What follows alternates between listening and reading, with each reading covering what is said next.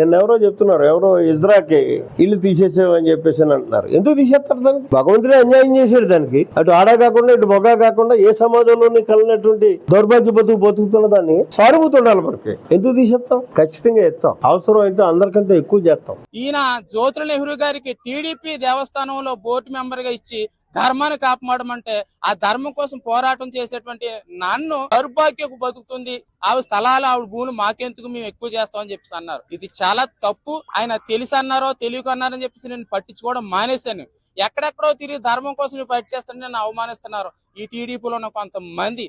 కాబట్టి మీరు ఈ మాటలో నోటుకొచ్చినట్టు మాట్లాడుకోకుండా ఉంటే చాలా మంచిది. లేదంటే కనుక మిమ్మల్ని మేము ఏమి చేయలేం. నేనే చెప్తున్నాను కదా, మిమ్మల్ని మేము ఏమి చేయలేం.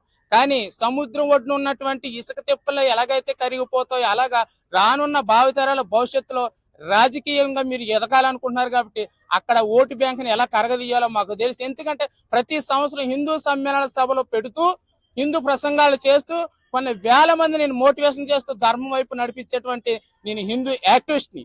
అక్కడ నేను ఏం చేయాలని నేను చేసుకోగలను.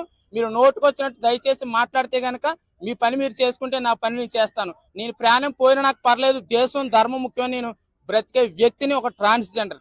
జై శ్రీరామ్, భారత్ మాతా కీ జై.